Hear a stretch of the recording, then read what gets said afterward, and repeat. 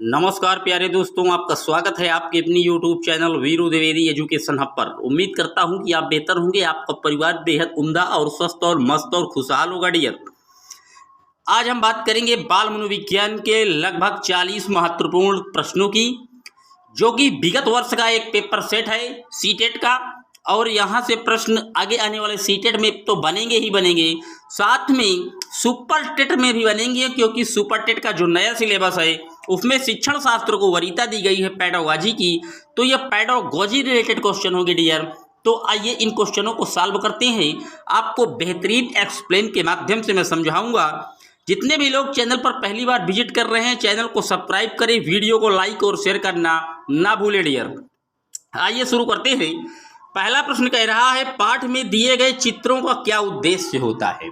जब आप देखते हैं कोई छोटी एनसीईआरटी या एससीईआरटी बुक होती है जिसमें 1 से 8 तक का पाठ्यक्रम को जो है सरकार द्वारा निर्देशित किया गया है, जो आजकल विद्यालयों में पढ़ाया जा रहा है, तो आप देखते होंगे कि उस पुस्तक में चित्र के माध्यम से पढ़ाया जाता है। तो चित्र का क्या उद्देश्य है उन पाठों में, यही प्रश्न पूछ रहा है। तो जो चित्र होते हैं डियर, ये अमूर्त संकल्पनाओं को समझने में सहायता करते हैं। ए ऑप्शन एकदम सही है। चित्रों के माध्यम से व्यक्ति क्या करता है, बालक क्या करता है, वो अमूर्त थिंकिंग, अमूर्त चिंतन की योग्यता को विकसित करने लग जाता है डियर। तो ए ऑप्शन एकदम सही है। चित्र जो है क्या करता है, वो अमूर्त संकल्पनाओं को समझने में सहायता करता है, याद रख लीजिएगा। चलते हैं अपने अगले प्रश्न की ओर। अगला प्रश्न कह रहा है, भाषा के अभिव्यक्तात्मक कौशल कौन है।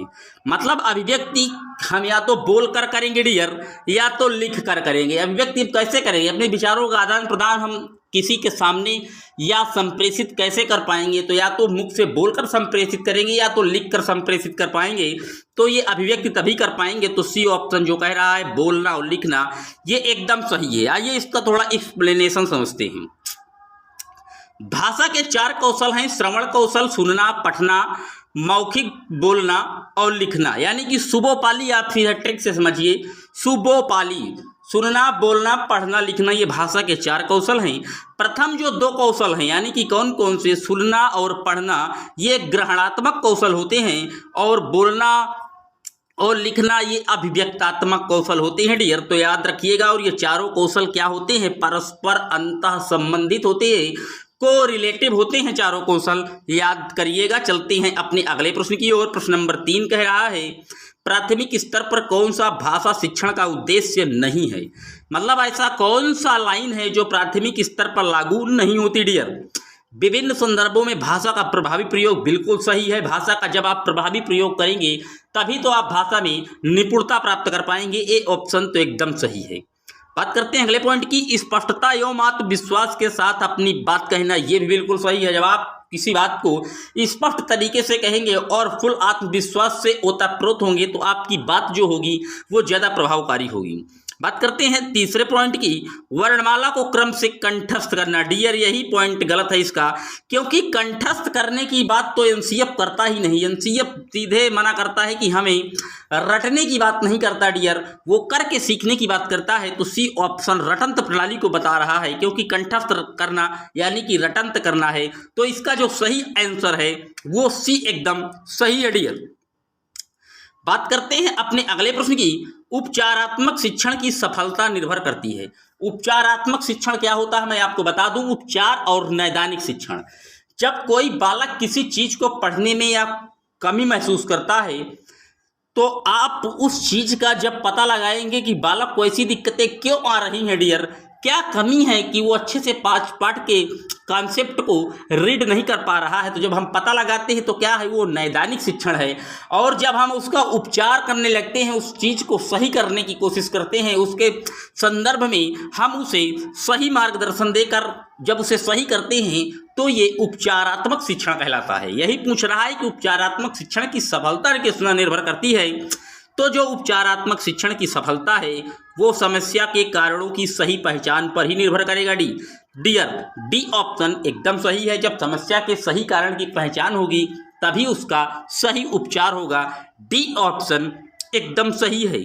चलते हैं अपने अगले प्रश्न की ओर। भाषा कौशल के संदर्भ में कौन सा कथन उचित है। तो भाषा कौशल के संदर्भ में जो कथन अभी मैं आपको बताया हूँ कि भाषा के 4 कौशल होते हैं, शुभोपाली, सुनना, बोलना, पढ़ना और लिखना, और चारों कौशल आपस में क्या हैं, कोरिलेटिव होते हैं, यानी कि अंतः संबंधित होते हैं। और डी ऑप्शन में लिखा है कि भाषा के चारों कौशल परस्पर अंतर संबंधित हैं, यानी कि यही ऑप्शन इसका एकदम बेस्ट है, डी ऑप्शन एकदम सही है। चलते हैं अपने अगले प्रश्न की ओर। एक बहुसांस्कृतिक कक्षा में आप एक भाषा शिक्षक के रूप में किस बात को सबसे अधिक महत्व देंगे? आप एक भाषा के टीचर हैं तो क्लास में आप किस बात को सबसे अधिक महत्व देंगे कि बालक का जो भाषा का विकास है वो बहुत तेजी के साथ डेवलप्ड हो, तो आप बच्चों को जो है वो भाषा प्रयोग के अधिक से अधिक अवसर देंगे डियर। ए ऑप्शन एकदम सही है, अवसर देंगे तभी तो वो भाषा में निपुणता को प्राप्त कर पाएगा। ए ऑप्शन एकदम सही है। चलते हैं अपने अगले प्रश्न की ओर। अगला प्रश्न कह रहा है, हिंदी की कक्षा में प्रायः हिंदीतर भाषी बच्चे हिंदी सीखने में अनेक कठिनाइयों का सामना करते हैं, क्यों? हैं तो वह हिंदी की क्लास, कोई ज़रूरी नहीं है डियर कि जो बालक हिंदी पढ़ रहा है उसकी मातृभाषा भी क्या हो, हिंदी हो सकता है कि उसने अंग्रेजी सीखी हो तो उसे हिंदी में क्या होगी, पढ़ने में थोड़ा दिक्कत आएगी डियर। तो पहला ऑप्शन वही कह रहा है कि प्रायः हिंदी और उनकी मातृभाषा की संरचना में क्या होता है, अंतर होता है, यानी कि ए ऑप्शन एकदम सही है। आइए इसका एक्सप्लेन भी आपको बताते हैं। मातृभाषा बच्चों को सिखाई नहीं जाती, वह स्वयं समय के साथ स्वयं इसे सीख जाता है, या भाषा की संरचना पर ध्यान नहीं दिया जाता। जबकि विद्यालय में जो हिंदी भाषा सिखाई जाती है उसकी अपनी एक क्या होती है, संरचना होती है। यही वजह है कि हिंदी की कक्षा में प्रायः हिंदीतर भाषी बच्चे हिंदी सीखने में अनेक कठिनाई का सामना करते हैं। वही बात है डियर जो मैं आपको बताया हूँ। बात करते हैं अपने अगले प्रश्न की।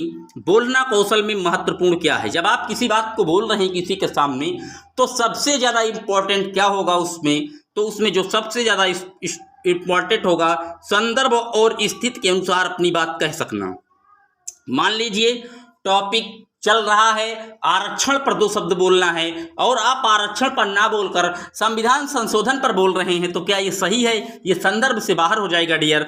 तो संदर्भ और स्थिति के अनुसार अपनी बात को कहना है, बी ऑप्शन एकदम सही है। चलते हैं अपने अगले प्रश्न की ओर।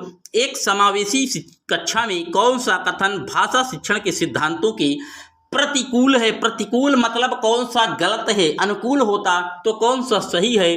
प्रतिकूल और अनुकूल में भी आप याद रखिएगा, अनुकूल मतलब सुटेबल और जो प्रतिकूल है मतलब वो निगेटिविटी को दर्शा रहा है डियर। तो कौन सा जो है प्रतिकूल है, तो इसमें लिखा है व्याकरण के नियम सिखाने से बच्चों का भाषा विकास शीघ्रता से होगा। बिल्कुल गलत बात है डियर, क्योंकि हम व्याकरण सिखाकर बच्चों के भाषा के विकास को तीव्र नहीं कर सकते, और यही इसमें पूछा जा रहा था गलत कौन सा है, तो ए ऑप्शन एकदम सही है। चलते हैं अपने अगले प्रश्न की ओर। कहानी सुनाने से क्या होता है? तो जब आप क्लास में बालकों को कहानी के माध्यम से किसी टॉपिक को समझा रहे हैं, मान लीजिए महाराणा प्रताप का कोई एक नाटक आ गया या रानी लक्ष्मीबाई की कोई कविता आ गई, तो आप रानी लक्ष्मीबाई के जो है बारे में थोड़ा सा बता दीजिए कि वो कैसे लड़ी थी, कैसे उन्होंने अंग्रेजों का जो है एक तरीके से अंग्रेजों का लोहा लिया था 1857 की क्रांति में, उसने कैसे अपने दत्तक पुत्र को पीठ में बांधकर तलवार दोनों हाथों से चलाते हुए भारत का जो सीना है उसके गर्व से ऊंचा किया था। जब आप ऐसे समझाते हुए बालक को पढ़ाएंगे डियर, तो उससे क्या होगा, बच्चों की जो कल्पना शक्ति और चिंतन शक्ति का विकास है वो बहुत ज़्यादा डेवलप्ड हो जाएगा। तो कहानी से बच्चों की कल्पना शक्ति और चिंतन का विकास होगा डियर। ए ऑप्शन एकदम सही है। चलते हैं अपने अगले प्रश्न की ओर। बच्चों के लेखन कौशल का मूल्यांकन करने के लिए कौन सी विधि बेहतर हो सकती है? आप बच्चों की हैंड राइटिंग को चेक करना चाहते हैं डियर, तो क्या करेंगे? हम उन्हें कह देंगे कि आप अपने अनुभवों को लिख कर दिखाइए, मतलब जो आपकी इच्छा कहे वो लिखिए, अपने अनुभव शेयर कीजिए कॉपी पे। तो बी ऑप्शन एकदम सही है, उनके अनुभवों को क्या करेंगे, प्रमुखता देंगे डियर। बात करते हैं अपने अगले प्रश्न की। एक भाषा शिक्षक के रूप में सबसे बड़ी चुनौती क्या है? तो जो एक भाषा शिक्षक है उसके लिए जो सबसे बड़ी चुनौती होगी वो बहुभाषिक कक्षा के शिक्षण के लिए उचित रणनीतियों का तय करना होगा डियर। ए ऑप्शन एकदम सही है। बहुभाषिकता क्या है? तो बहुभाषिकता हमें संसाधन के रूप में लेना चाहिए। बहुभाषिकता एक संसाधन है, हमें प्रत्येक बालक की मातृभाषा का सम्मान करना है डियर। तो क्लास में हमें उसकी मातृभाषा को समझने पर भी धीरे धीरे बल देना है, उसकी मातृभाषा को बोलने से वहाँ मना नहीं करना डियर। उसे पूरी आज़ादी देनी है, वो अपनी मातृभाषा में बात करे, हम उसको भी सीखने का प्रयास करेंगे। चलते हैं अपने अगले प्रश्न की ओर। भाषा शिक्षण में पाठ्य पुस्तक क्या है? आप जो कॉपी पेन से पढ़ते हैं, कॉपी किताब, ये क्या है, यही पूछ रहा है प्रश्न में। तो ये एकमात्र साधन है डियर। डी ऑप्शन एकदम सही है। कॉपी किताब क्या होती हैं? एक साधन है। साधन और साध्य में क्या अंतर है मैं आपको बता दूं। साधन वो होता है, मान लीजिए आपको परीक्षा पास करके क्या करना है, सुपर टेट निकालना है, तो आप पढ़ किसमें से रहे हैं? ऑनलाइन पढ़ रहे हैं, मेरे यूट्यूब चैनल से पढ़ रहे हैं, या किसी बुक से पढ़ रहे हैं। तो जिससे आप पढ़ रहे हैं वो क्या है? वो साधन है। और परीक्षा जो आपको पास करनी है कौन सी? सुपर टेट की। तो सुपर टेट क्या है? आपका साध्य है डियर। ये साधन और साध्य का बहुत ही करेक्ट मैंने आपको छोटे से उदाहरण से एकदम क्लियरिफाई किया। उम्मीद करता हूँ कि आपको समझ आया होगा। चलते हैं अपने अगले प्रश्न की ओर। गृह कार्य के बारे में कौन सा कथन उचित है? जब आप बच्चों को गृह कार्य या होमवर्क देते हैं तो कौन सा कार्य इसमें उचित है? तो जब हम होमवर्क दें बच्चों को तो उनकी क्षमताओं स्तर के अनुरूप गृह कार्य ने डियर। सी ऑप्शन एकदम सही है। चलते हैं अपने अगले प्रश्न की ओर। प्राथमिक स्तर पर भाषा, बच्चों की भाषा शिक्षा के संदर्भ में निम्नलिखित में से कौन सा कथन असत्य है? असत्य पूछ रहा है। तो जो बच्चे की भाषा संकल्पनाओं और विद्यालय में प्रचलित भाषाई प्रवेश में विरोधाभास ही भाषा सीखने में सहायक है। डियर, विरोधाभास से हम भाषा कैसे सीखेंगे? जब हम एक दूसरे की बातों का विरोध करेंगे तो कुछ सीख नहीं पाएंगे, और यहाँ यही पॉइंट गलत है डियर। इसलिए इसका जो सही ऑप्शन है वो डी ऑप्शन एकदम सही है। बात करते हैं अपने अगले प्रश्न की। प्रतिदिन शब्द में कौन सा समास है? तो प्रतिदिन में प्रति उपसर्ग लगा है, और जहां भी पहले उपसर्ग आपको मिले तो आप तुरंत अव्ययी भाव समास मार दीजिएगा, आंख मूंद के। एकदम 100% सही जाएगा डियर। तो प्रतिदिन शब्द में अव्ययी भाव समास है। सी ऑप्शन एकदम सही है। चलते हैं अपने अगले प्रश्न की ओर। पढ़ा हुआ कितना पच गया का अर्थ है? तो पढ़ा हुआ कितना पच गया, ये मतलब कोई चीज आप पढ़ लिए हैं तो वो आपने उसका कितना आत्मसात किया है, ये है इसका अर्थ। पच नहीं गया मतलब कितना आपने उसको समझ लिया, कितनी गहराई से, कितनी डीपले तरीके से उस नॉलेज को आपने अपने अंदर एब्जॉर्ब कर लिया। ये ऑप्शन एकदम सही है। चलते हैं अपने अगले प्रश्न की ओर। कार्य शब्द का तद्भव रूप बताइए। तो जो कार्य है इसका जो तद्भव बनेगा वो काज बनेगा डियर। डी ऑप्शन एकदम सही है। बात करते हैं अपने अगले प्रश्न की। विचार में इक प्रत्यय लगाने से कौन सा शब्द बनेगा? तो विचार में जब आप इक प्रत्यय जोड़ देंगे तो वैचारिक बन जाएगा। ए ऑप्शन एकदम सही है। बात करते हैं अपने अगले प्रश्न की। अब डियर एक पैरा है, पैरा से संदर्भित प्रश्न है, तो आइए पहले पैराग्राफ पढ़ लेते हैं। अब न गहरी नींद में तुम सो सकोगे, गीत गाकर मैं जगाने आ रहा हूँ। अतल अस्ताचल तुम्हें जाने न दूंगा, अरुण उदयाचल सजाने आ रहा हूँ। कल्पना में आज तक उड़ते रहे तुम, साधना से सिहर कर मुड़ते रहे तुम। अब तुम्हें आकाश में उड़ने न दूंगा, आज धरती पर बसाने आ रहा हूँ डियर। तो बात करते हैं इसी संबंधित प्रश्नों की। गहरी नींद में सोने का क्या अर्थ है यहाँ पर गद्यांश के अनुसार? तो गद्यांश के अनुसार जो गहरी नींद में सोने का अर्थ है वो है बेखबर होना।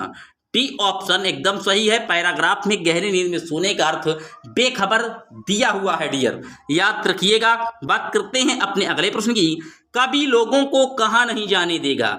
तो कभी कहाँ नहीं जाने देगा?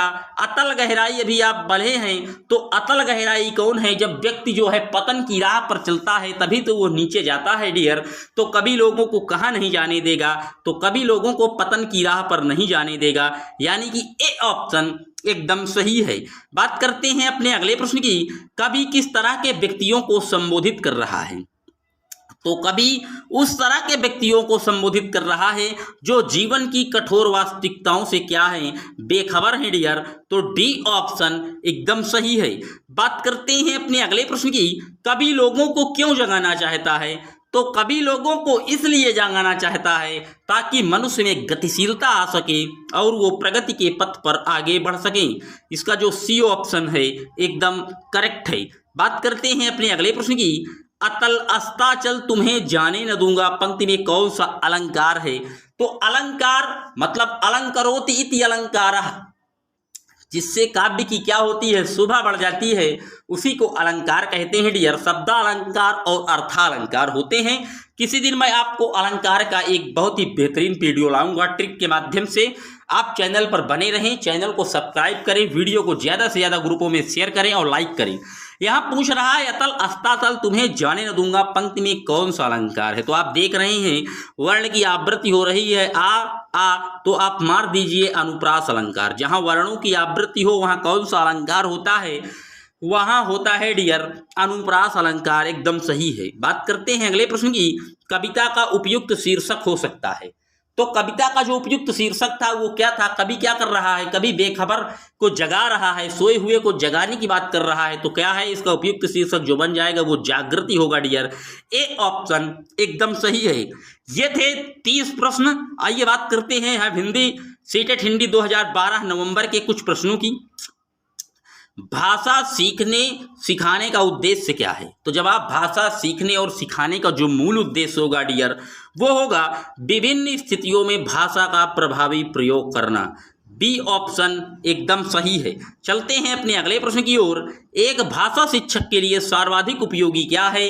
तो जो भाषा शिक्षक के लिए सर्वाधिक उपयोगी होगा वो बच्चों को भाषा प्रयोग के अवसर उपलब्ध कराना होगा।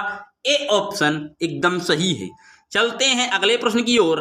भाषा का प्रयोग, तो जो भाषा है डियर इसका प्रयोग व्यक्ति जीवन के विभिन्न संदर्भों में करता है, हर जगह करता है। बिना भाषा के, बिना विचार के, अपने वाणी के, अपने आदान प्रदान बिना किए आप संप्रेषण नहीं कर सकते डियर। तो इसका जो सही ऑप्शन है वो ए एकदम सही है। जीवन के विभिन्न संदर्भों में हम भाषा का प्रयोग करते हैं। ए ऑप्शन एकदम सही है। बात करते हैं अगले प्रश्न की। भाषा स्वयं में क्या है? तो भाषा स्वयं में एक नियमबद्ध क्या है? व्यवस्था है। डी ऑप्शन एकदम करेक्ट है। चलते हैं अगले प्रश्न की ओर। भाषा की कक्षा में एक शिक्षक बच्चों से क्या अपेक्षा करता है? आप मान लीजिए एक भाषा के टीचर हैं, आप क्लास में बच्चों से क्या अपेक्षा करेंगे कि हमारा बालक जो है कैसे उत्तर दे क्लास में? तो हम अपेक्षा करेंगे कि बच्चे जो है वो सवालों के बंधे बंधे जवाब ना दे, बंधे बंधाए। अगर बंधे बंधाए जवाब देता है तो वो रटंत प्रणाली को जो है सक्रिय कर रहा है। मान लीजिए आप पढ़ा दिए कोई टॉपिक, स्वर पढ़ा दिए, तो अब अगर वो सेम लाइन बता रहा है डियर तो आप समझ जाइए कि ये रटंत प्रणाली को बढ़ा रहा है, उसको घुमा फिरा के अच्छे तरीके से एक्सप्लेन अगर कर रहा है तो टीचर यही चाह रहा है कि वो बंधे बंधाए जवाब कतई ना दे, वो अच्छे से सोच समझ कर जवाब दे। इसका जो सही ऑप्शन है वो बी एकदम सही है। चलते हैं अगले प्रश्न की ओर। बच्चे अपने परिवेश से भाषा स्वयं अर्जित करते हैं। इसका एक निहितार्थ यह है कि बच्चों को जो समृद्ध भाषिक परिवेश उपलब्ध करा दिया जाए अगर, तो वो स्वयं भाषा का जो है अर्जन अच्छे से कर लेते हैं डियर। सी ऑप्शन एकदम सही है। भाषा की पाठ्य पुस्तकें क्या हैं? अभी आपको बता चुका हूं, यह मात्र एक साधन होती हैं पाठ्य पुस्तकें। सी ऑप्शन एकदम सही है। बात करते हैं अपने अगले प्रश्न की। बच्चों की भाषा संबंधी क्रमिक प्रगति का लेखा जोखा किसमें रखा जाता है? तो आप जानते हैं जब बच्चे के क्रमिक प्रगति का लेखा जोखा रखने की बात आती है डियर तो उसे हम पोर्टफोलियो के नाम से जानते हैं। पोर्टफोलियो में उसके सारे जो प्रगति है उसका क्रमिक ब्यौरा तैयार किया जाता है। ए ऑप्शन एकदम सही है। चलते हैं अगले प्रश्न की ओर। पत्र पत्रिकाएं भाषा सीखने में क्या करती हैं? तो जब आप पत्र पत्रिकाओं के माध्यम से भाषा को पढ़ेंगे तो जाहिर सी बात है ये क्या करेंगी, ये जो होगी ये साधक का काम करेंगी, लाभ देंगी आपको।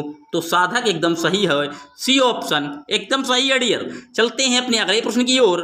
बच्चों की भाषा के आकलन का सर्वाधिक प्रभावी तरीका क्या है? तो जो बच्चे की भाषा के आकलन का सर्वाधिक प्रभावी तरीका होगा डियर वो होगा प्रश्न पूछना और पढ़ी गई सामग्री पर प्रतिक्रिया व्यक्त करना। बी ऑप्शन एकदम करेक्ट है। चलते हैं अपने अगले प्रश्न की ओर। भाषा अर्जन में महत्वपूर्ण क्या होता है? तो जो भाषा अर्जन में इंपॉर्टेंस होगा डियर वो है भाषा के विभिन्न रूपों का प्रयोग। जब आप भाषा के विभिन्न रूपों का प्रयोग कर पाएंगे तभी तो आप भाषा सीखे हैं। अगर आप उसका प्रयोग ही नहीं कर पा रहे हैं, चाहे जितने बड़े आप ज्ञानी हों, वो निरर्थक है डियर। जब आप भाषा का प्रयोग ही नहीं कर पा रहे हैं अपने वाणी में तो आप भाषा अर्जन में सही नहीं हैं। ए ऑप्शन एकदम सही है। चलते हैं अपने अगले प्रश्न की ओर। निम्नलिखित में से कौन सा भाषा शिक्षण का उद्देश्य है? तो जो भाषा शिक्षण का उद्देश्य है वो है निजी अनुभवों के आधार पर भाषा का सृजनशील प्रयोग करना डियर। डी ऑप्शन एकदम सही है। सृजनशील मतलब क्रिएटिविटी, थिंकिंग एबिलिटी को इम्प्रूव करने की बात कर रहा है, तो डी ऑप्शन एकदम सही है। चलते हैं अपने अगले प्रश्न की ओर। प्रश्न पूछना, प्रतिक्रिया व्यक्त करना, परिचर्चा में भाग लेना वर्णन है। ये किसका वर्णन कर रहा है?